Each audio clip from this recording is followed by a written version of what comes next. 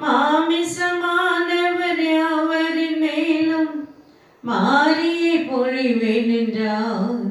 அருள் மாரியை பொழிவேன் என்றார். மாமிசமானவர் யாவரின் மேலும் மாரியை பொழிவேன் என்றார். அருள் மாரியை பொழிவேன் என்றார். தரிசனம் கண்டிடுவார் கரிசனை உள்ளோரெல்லாம்.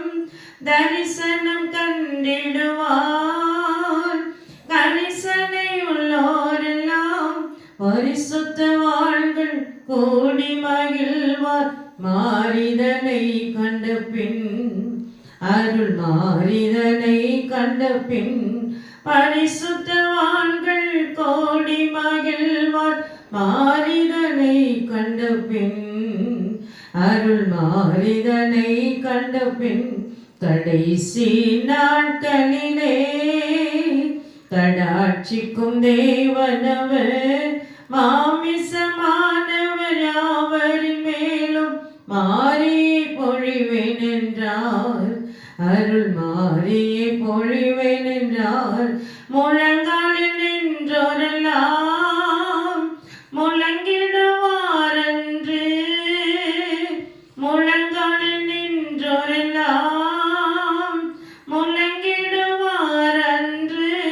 முழங்கல்கள் மடங்கும் இயேசுவின் நாமம் தலங்களை நிரப்பிவிடும். பனி தலங்களை நிரப்பிவிடும். முழங்கல்கள் முடங்கும் இயேசுவின் நாமம் தலங்களை நிரப்பிவிடும். பனி தலங்களை நிரப்பிவிடும்.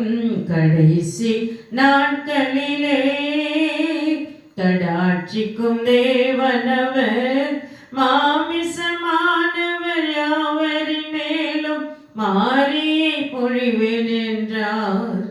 அருள் மாரியை பொழிவேன் என்றார். மாமிசமானவர் யாவரின் மேலும் மாரியை பொழிவேன் என்றார். அருள் மாரியை பொழிவேன் என்றார்.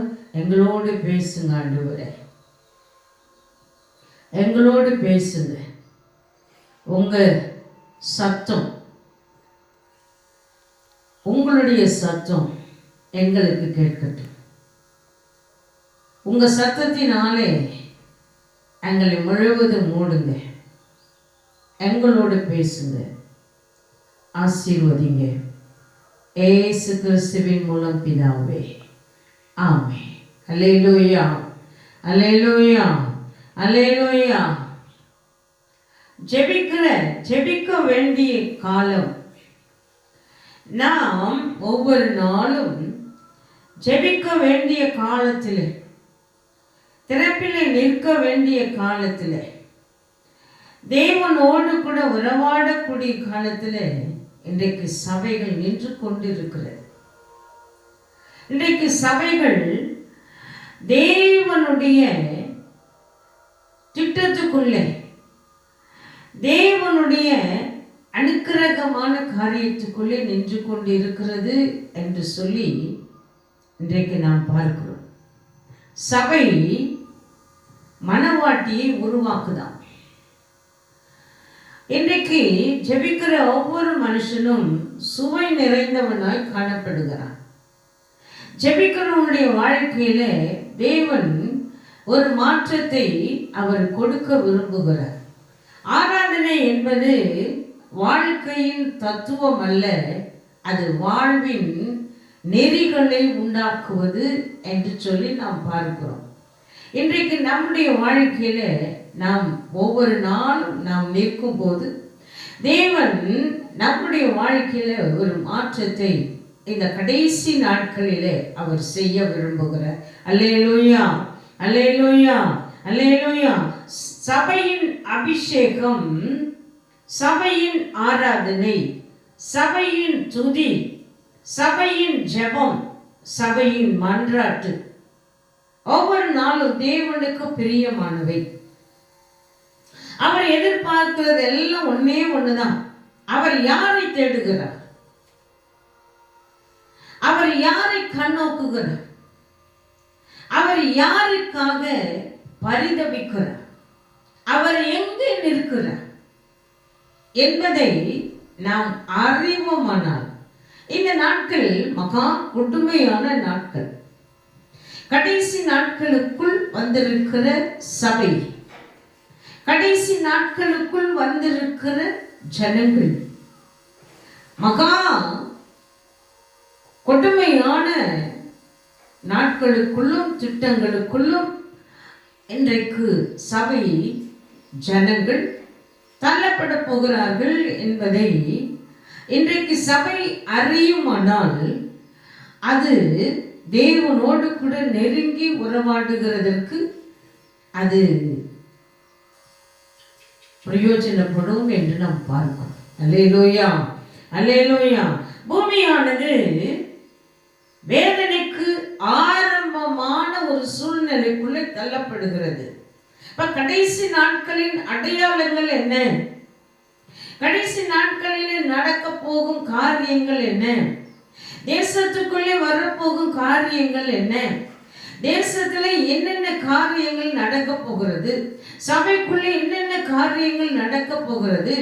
இவை எப்படிப்பட்டவை என்பதை நாம் பார்ப்போமானால், நம்முடைய வாழ்க்கையில நாம் சிந்திப்போமானால், நாம் நம்முடைய வாழ்க்கையை மாற்றிக்கொள்ள முடியும். அல்லேலூயா, அல்லேலூயா, அல்லேலூயா.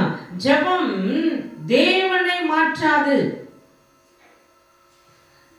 ஜெபம் தேவனுடைய இருதயத்தை மாற்றாது. ஆனால் ஜெபிக்கிறவன் தேசத்தை ஆளுகை செய்ய தேவன் அவனை மாற்றி அமைக்கிறார். அல்லேலூயா, அல்லேலூயா. ஜெபம் பரலோகத்தின் தேவனோடு கூட, கர்த்தராகிய இயேசு கிறிஸ்துவோடு கூட ஐக்கியம் கொள்வதற்கு தொடர்பு உடையதாய் காணப்படுகிறது. அல்லேலூயா, அல்லேலூயா. சபை தேசத்தை பாதுகாக்கும் ஜாமக்காரனை உருவாக்குவதுதான் சபை. சபை தேசத்தை, ஜனங்களை பாதுகாக்கும் ஜாமக்காரனை உருவாக்கும். அல்லேலூயா, அல்லேலூயா. ஜெபம் வல்லமையான ஆற்றல் உள்ளதாம். அது ஒவ்வொரு நாளும் ஜாமக்காரனை எழுப்பிக்கிட்டே இருக்குமா. ஜெபத்துக்கும் தேவனுக்கும் நிறைய வித்தியாசங்கள் இருக்கிறது. ஒரு மனுஷன் ஜெபிக்க ஆரம்பிக்கும் போது அவனுடைய வாழ்க்கையில அவன் பெரிய காரியங்களை அவன் வாழ்க்கையில அவன் அனுபவிக்க கூடும் அப்படின்னு சொல்லி நாம் பார்க்கிறோம். நம்முடைய வாழ்க்கையில நாம் என்ன செய்ய நினைக்கிறோம்? அப்ப ஜெபம் வல்லமையான ஆற்றல் உள்ளது என்று நாம் பார்க்கிறோம். அப்ப தனி மனிதனின் கண்ணீர் தேசத்தை அசைக்கும். ஒரு மனிதனுக்கு முழங்கால நிற்கும் போதே தேசத்தை குறித்த காரியங்களை தேவன் அவனுக்கு வெளிப்படுத்துவார். அப்ப தனி மனிதனின் கண்ணீர், என் தேசம் அழியுதே, என் தேசம் அழியுதே, என் ஜனங்கள் அழிகிறார்களே அப்படின்னு சொல்லி திறப்பிலே நிற்கும் போது அவனுடைய கண்ணீர் பரலோகத்தை போய் எட்டினா அது தேசத்தை, சபையை, ஜனங்களை அசைக்கும். அல்லேலூயா, அல்லேலூயா, அல்லேலூயா. இன்னைக்கு தானியேலின் கரையம் தேசத்தை அசைத்தது. தானியேலுடைய ஒவ்வொரு வாழ்க்கையும் அங்கிருந்த பாபிலோனை அசைத்தது. இன்றைக்கு நாம் பாபிலோனிலே நாம் இருப்போமானால் தேசத்தை அசைக்கிறதற்கு நாம் விலை கரையும் கொடுக்கணும்னு கர்த்தர் விரும்புகிறார். அல்லேலூயா, அல்லேலூயா. அவர் சொல்லுகிறார், உங்கள் காலத்தை ஆதாயப்படுத்திக் கொள்ளுங்கள். காலத்தை என்ன செய்யணுமா?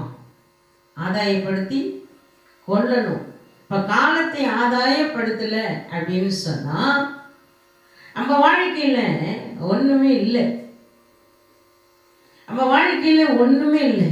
அப்போ வருஷங்களும் காலங்களும் நேரங்களும் மாறி மாறி அது தன்னுடைய விருப்பத்தை நிறைவேற்றுகிறது. போன வருஷம் மாதிரி இந்த வருஷம் இருக்கவே முடியாது.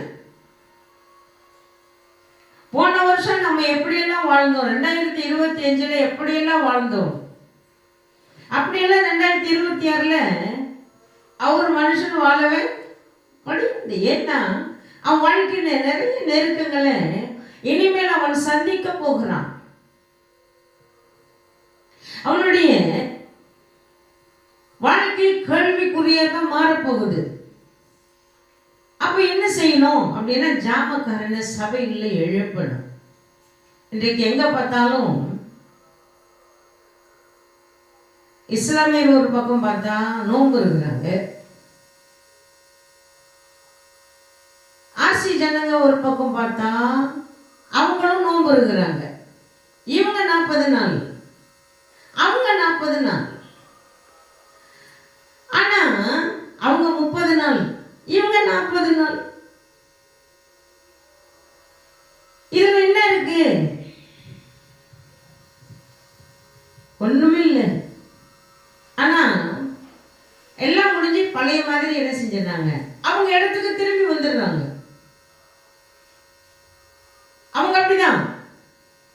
இப்ப அந்த 30 நாள் அவங்க இருக்கிறாங்கன்னா திரும்பியும் அதே இடத்துல அவங்க என்ன செஞ்சிடறாங்க, திரும்பவும் அதே இடத்துக்கு வந்துடுறாங்க. அவங்களுக்குள்ள என்ன இல்லை, மாற்றம் இல்லை. அதே மாதிரி அவங்களும் எல்லாம் விட்டுறாங்க. 40 நாள் என்ன செஞ்சாங்க, எல்லாமே விட்டுறாங்க. குடிக்கிறவன் குடிக்கிறது இல்லை, சினிமா பார்க்கறவன் சினிமா பார்க்கறது இல்லை, கறி சாப்பிட்றது இல்லை, மட்டன் சாப்பிட்றது இல்லை, எதுவுமே சாப்பிட்றது இல்லை. 40 நாள். ஆனா பழைய மாதிரி முடிஞ்சோன்னு என்ன செஞ்சிடறாங்க, சாராய கடைக்கு போயிடுறாங்க. ஏன்னா இயேசு கிறிஸ்து உயிர் எழுந்துட்டான். அவங்களுக்கு கொண்டாட்டம். ஆனா அவர் எப்போதுமே எப்படிதான் இருக்கிறாரு, உயிர் எழுந்து ஜீவனுள்ள ஆண்டவராக இயேசு கிறிஸ்து உங்களுக்குள்ளேயும் எனக்குள்ளேயும் வாழ்ந்து கொண்டு இருக்கிறார். ஆனா விட வேண்டியதை நாம் என்ன செய்யறது இல்லை, விடுறதில்லை. அதனாலதான் வருஷங்களும் காலங்களும் நேரங்களும் மாறி மாறி தன் விருப்பத்தை, தான் எது விரும்புதோ, தேவன் எதை செய்ய விரும்புகிறாரோ அந்த காரியத்தை அவர் என்ன செய்யறாராம், செய்து கொண்டே இருக்கிறார். அல்லேலூயா, அல்லேலூயா. உன்னத பாட்டின் புஸ்தகத்துல 5ஆம் அதிகாரம் 2ஆம் வசனம், நான் நித்திரை பண்ணினேன், என் இருதயமோ விழித்திருந்தது, கதவை தட்டுகிற என் நேசரின் சத்தத்தை கேட்டேன். என் சகோதரியே, என் பெரியவே, என் புறாவே, என் உத்தமையே, கதவை திற. என் தலை பனியிலும் என் தலைமை இரவில் பெய்யும் தூறலினாலும் நனைந்திருக்கிறது என்றார். இன்றைக்கு வாசலின் கதவருகே நின்று கொண்டு தட்டுகிற தேவன் ஆண்டவராகிய இயேசு கிறிஸ்து, இதோ வாசல் படியில் நின்று கதவை தட்டுகிறேன், ஒருவன் என் சத்தத்தை கேட்டு கதவை திறந்தால் நான் அவனோடு கூட போஜனம் பண்ணுவேன். ஆண்டவர் ஒரு வார்த்தையை விரும்புகிறார். இங்க சுலமித்தியாஸ், நான் நித்திரை பண்ணிட்டேன், நான் படுக்கைக்கு போயிட்டேன், என்னால எழுந்திருக்க முடியாது. நம்முடைய வாழ்க்கையில தேவன் கொடுக்க வேண்டிய, தேவனுக்கு கொடுக்க வேண்டிய காரியத்தை சரியா ஒரு மனுஷன் செய்யும் போது அவன் என்ன செய்யறானா, அவன் வாழ்க்கையை தேவன் மாற்றுகிறார். அல்லேலூயா. ஆண்டவர் சொல்லுகிறார், இது கடைசி காலம். இந்த கடைசி காலத்துல நீங்க எங்க இருக்கிறீங்க? இந்த கடைசி காலத்துல என்ன செய்ய விரும்புறீங்க? உபவாசிக்கிற நம்முடைய வாழ்க்கையில நாம் என்ன செய்ய விரும்புகிறோம்? கர்த்தர் எதை எதிர்பார்க்கிறார்? தேவன் எதை எதிர்பார்க்கிறார்? நம்முடைய ஆண்டவராகிய இயேசு கிறிஸ்து எதை எதிர்பார்க்கிறார்? பரிசுத்த ஆவியானவர் எதை கொண்டு நம்மை நடத்த விரும்புகிறார்? நாம் எங்கு இருக்கிறோம்? நாம் என்ன செய்ய தேவன் விரும்புகிறார்? நம்முடைய சூழ்நிலையை மாற்றுகிறதற்கு தேவனால் முடியுமே தவிர, ஆனா அவர் எதிர்பார்ப்பெல்லாம் ஒண்ணுதான். தேசத்துக்காக திறப்பிலே நிற்க வேண்டியது,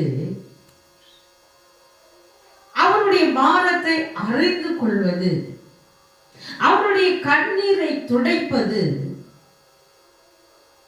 ஒவ்வொரு சபையையும் அவர் உருவாக்க அவர் இந்த கடைசி நாட்கள்ல ஒவ்வொரு சபையை தேடி வந்து கொண்டிருக்கிறார். அல்லேலூயா, அல்லேலூயா.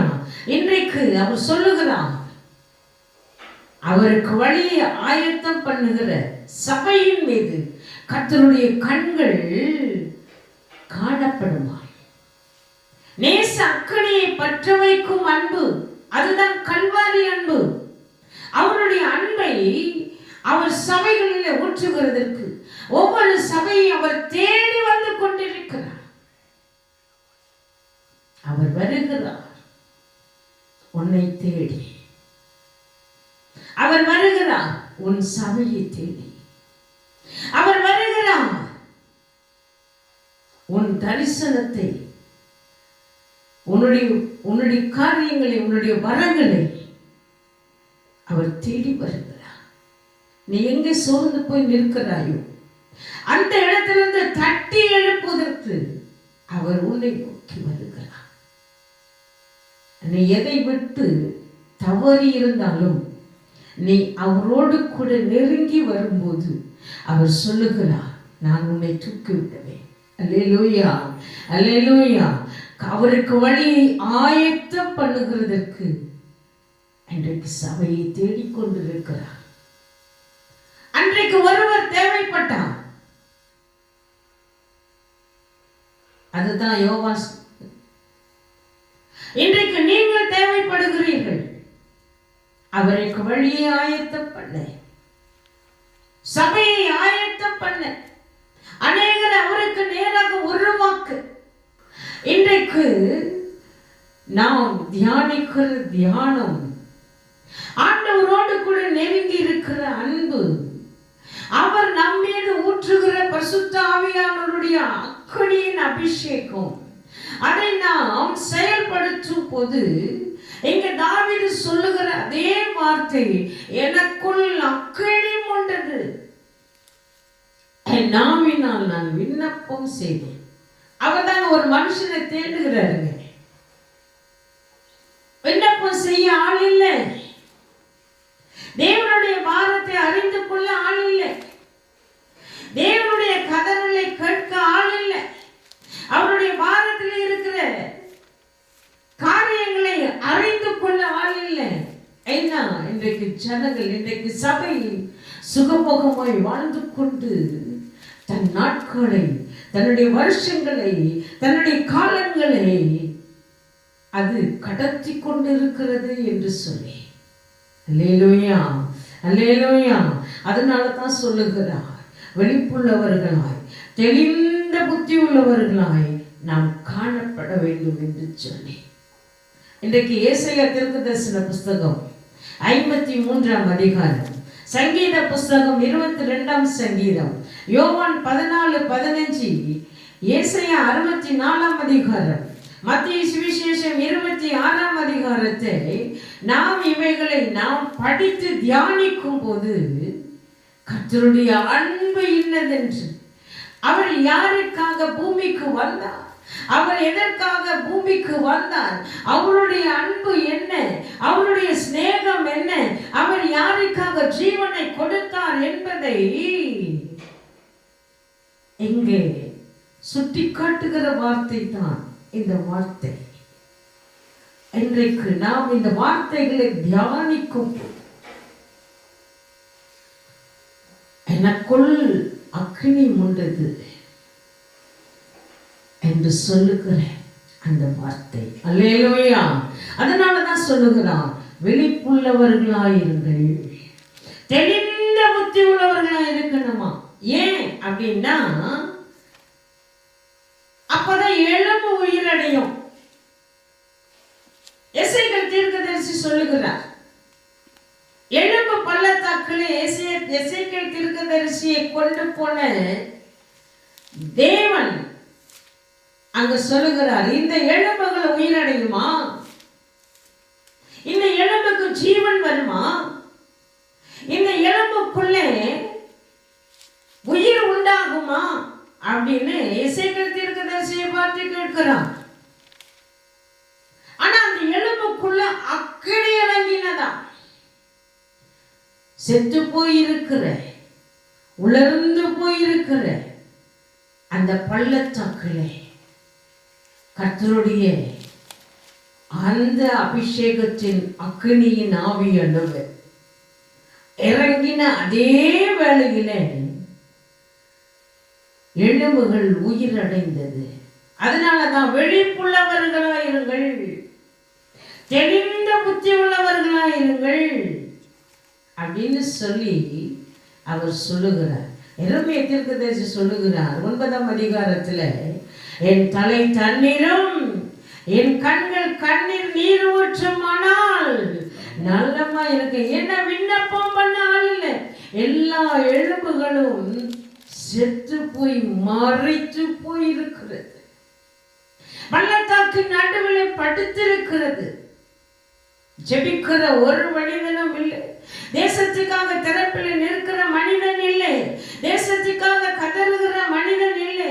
தேசத்தோடு கூட தேவனுக்கு ஒரு வழக்கு இருக்கிறது என்பதை அறிந்து செயல்படுகிற ஒரு மனிதனும் இல்லை, ஒரு சபையும் இல்லை.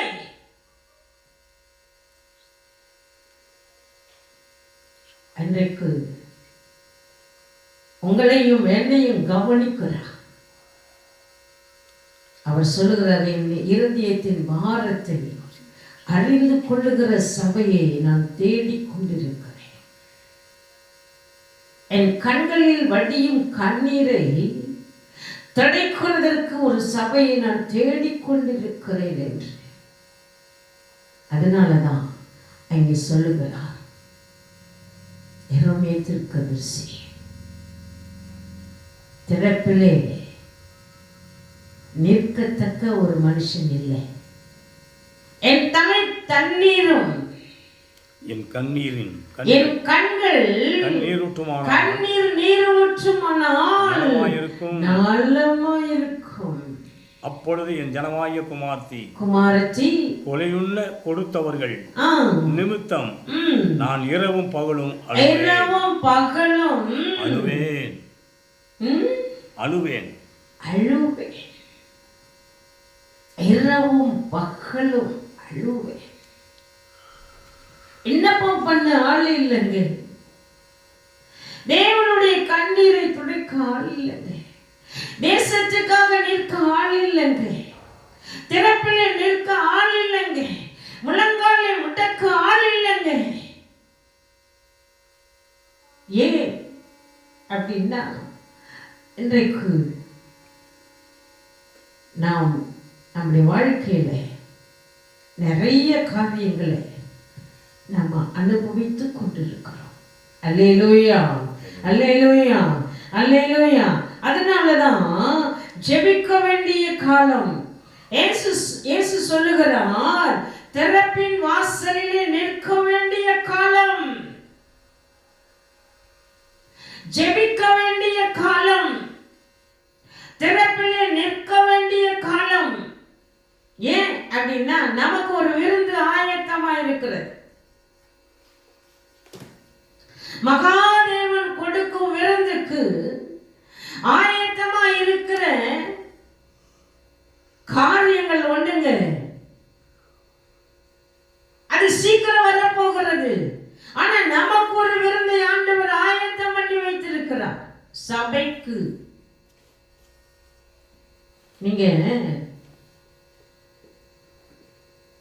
நிறைய வேதத்தை நிறைய வாசிக்கணும். வெளிப்படுத்தின சுவிசேஷம் நிறைய வாசிக்கணும். தானியேல் புஸ்தகத்தை வாசிக்கணும். எசேக்கியேல் தீர்க்கதரிசன புஸ்தகத்தை வாசிக்கணும். இந்த 2 புஸ்தகத்தையும் நீங்க படிச்சிட்டீங்கன்னா, நீங்க வெளிப்படுத்தின சுவிசேஷத்தை நீங்க படிக்கும்போது அது அவ்வளவு இனிமையா இருக்கும்.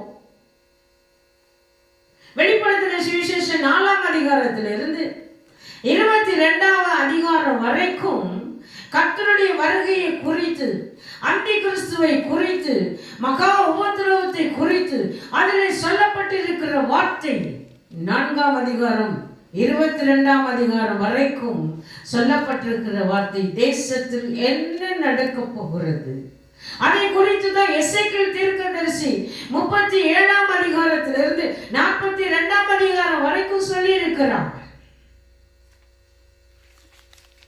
இன்றைக்கு சபை அறிந்து கொள்ள வேண்டிய முக்கியமான காரியம் என்ன அப்படின்னா, நாம் எங்கு இருக்கிறோம், சபை எங்கு இருக்கிறது, சபை என்ன செய்கிறது, விசுவாசிகள் என்ன செய்கிறார்கள், விசுவாசிகளை என்ன செய்ய வைக்கிறார்கள், அதைத்தான் சொல்லுகிறார். இன்றைக்கு தேசம் எங்கும் இந்த பள்ளத்தாக்கு எங்கும் ஜெபம் என்னும் வாய்க்கால வெட்டணுமா? அப்ப தேசத்தை தேசம் எங்கும் பள்ளத்தாக்கு வெட்டணும், சபை வெட்டணும். அப்ப பள்ளத்தாக்கு வெட்டினா வாய்க்கால பள்ளத்தாக்குல வாய்க்கால வெட்டுனா அந்த வாய்க்கால் முழுசு என்னதான் வரும்? தண்ணீர் புரண்டோடு. அல்லேலூயா, அல்லேலூயா. இன்றைக்கு நம்முடைய வாழ்க்கையில நாம் எங்க இருக்கோம்? ஒரு அறுவடை காலம் நமக்கு தயாரா இருக்குங்க.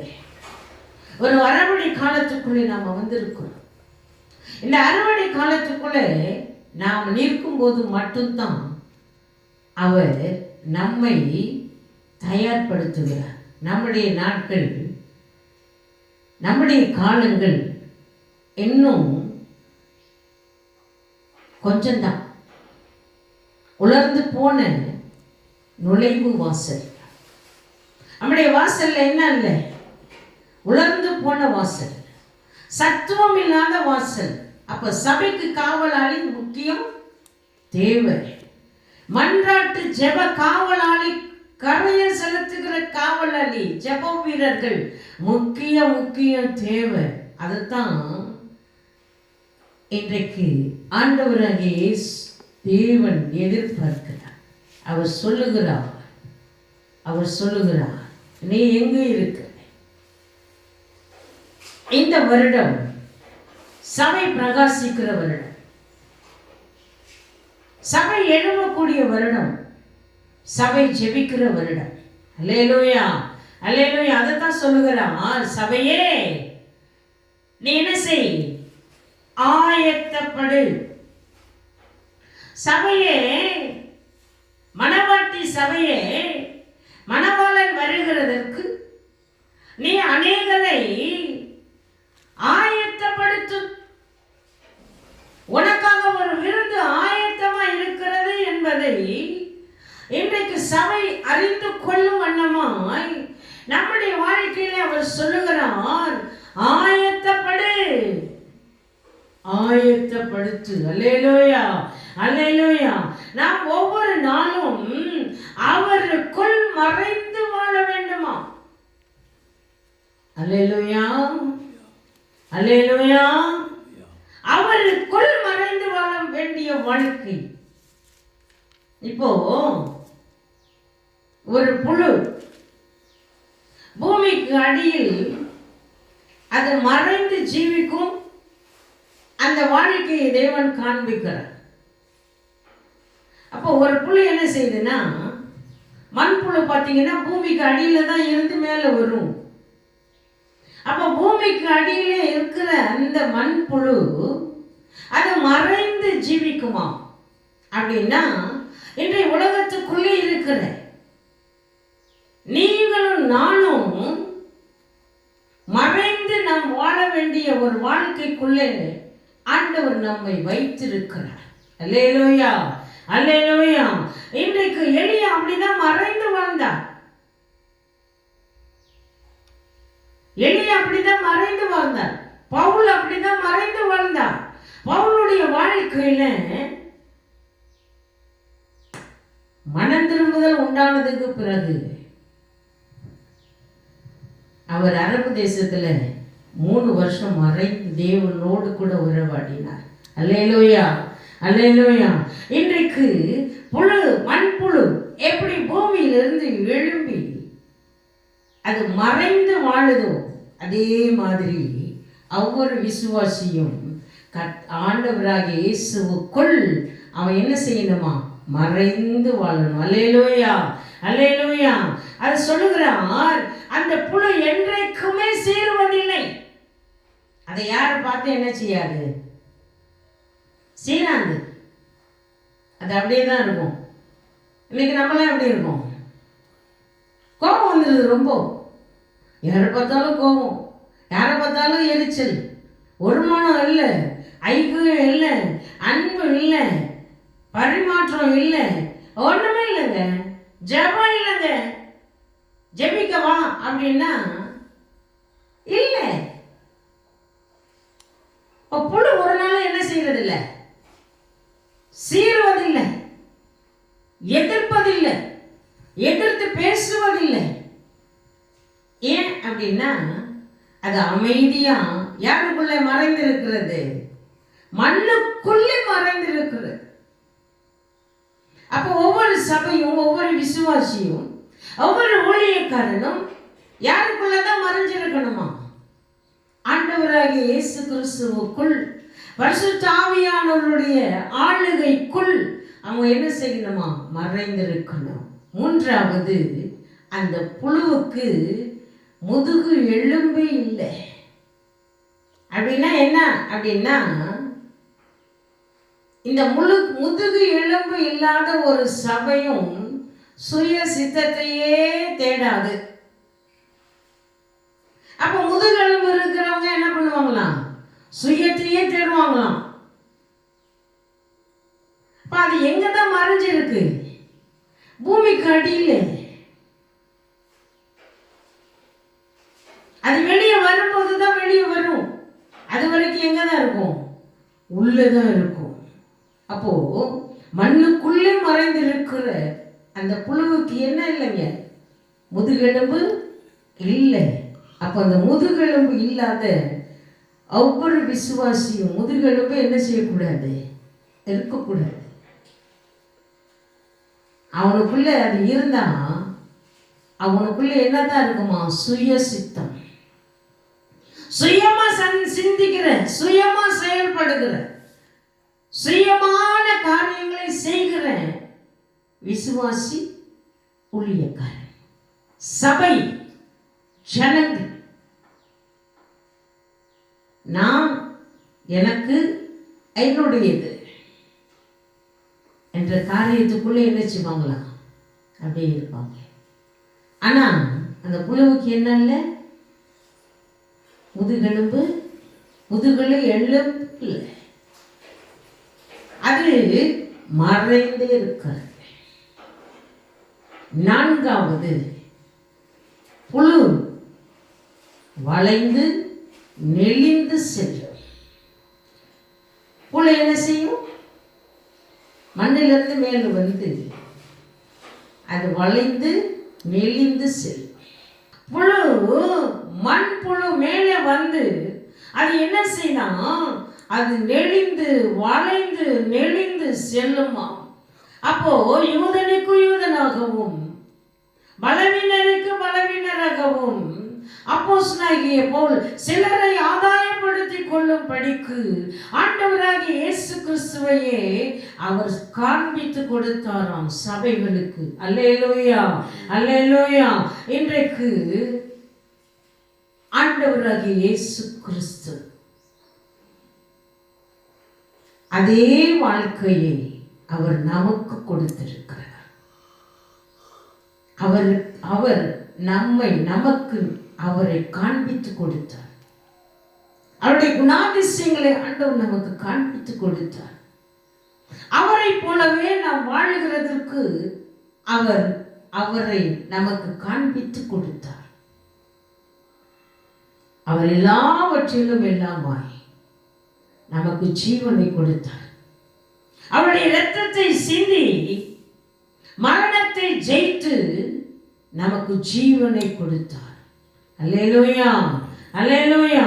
அப்ப இயேசுவின் அன்பையும் தியாகத்தையும் அர்ப்பணிப்பையும் நாம் தியானிப்போமானால் நாம் சும்மாவே இருக்கவே முடியாது. அல்லேலூயா, அல்லேலூயா.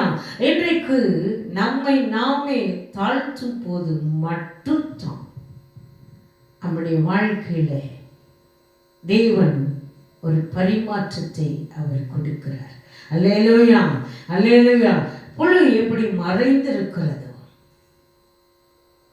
புழுக்கு எப்படி சுய சித்தம் இல்லாமல் காணப்படுகிறதோ, புழு என்றைக்கும் யாரையும் பார்த்து அது சீராமல் அமைதியாய் தாழ்மையாய் அது இருக்குதோ, அதே போல நாம் சுவிசேஷம் அறிவிக்க நம்மை நாமே அர்ப்பணிக்கும் போதுதான் நம்முடைய அபிஷேகத்தை ஆண்டவர் பெருக பண்ணுகிறார். அல்லேலூயா, அல்லேலூயா, அல்லேலூயா. இன்றைக்கு நம்முடைய வாழ்க்கை எங்க இருக்கிறது? நம்முடைய சபை எங்க இருக்கிறது? நம்முடைய தரிசனம் எங்க இருக்கிறது? நம்முடைய அர்ப்பணிப்பு எங்க இருக்கிறது? நம்முடைய தியாகம் எங்க இருக்கிறது? நாம் தேவனோடு கூட நெருங்கி இருக்கிற அந்த அனுபவம் எங்க இருக்கிறது? நாம் எங்கு நிற்கிறோம்? தேசத்திற்கு முன்னாடியா, தேசத்திற்கு பின்னாடியா? அவர் சொல்லுகிறார், தேசத்தை திரும்பிப்பார், என் ஜனங்களை திரும்பிப்பார். என் ஜனங்களோடு எனக்கு வழக்கு இருக்கிறது, என் தேசத்தோடு எனக்கு வழக்கு இருக்கிறது. அந்த வழக்கை நான் தீர்க்க வேண்டுமென்றால் நீ எனக்கு தேவை என்பதை ஆண்டவர் இந்த நாளில் சொல்லுகிறார். முழங்காலில் இருக்கிற ஒவ்வொரு மனிதனும் ஆண்டவர் நாம் சூழ்ந்து போவதில்லை. முழங்காலில் இருக்கும் மனுஷன் தேவனை மட்டும் தான் பார்ப்பான், மனுஷனை பார்க்க மாட்டான். தேவனோடு கூட உறவாடுகிற ஒவ்வொரு மனுஷனும் தேவனுடைய இருதயத்தை புரிந்து நடப்பான். நாம் எல்லாம் ஜெபிக்கலாமா? அன்பின் பிதாவே, இந்த நல்ல அருமையான இந்த நல்ல நாளுக்காக நன்றி. இந்த வார்த்தையை கேட்டு ஒவ்வொருவரும் உங்க கரத்தில் ஒப்பு கொடுக்கிறோம். இந்த வார்த்தை ஒவ்வொருவரும்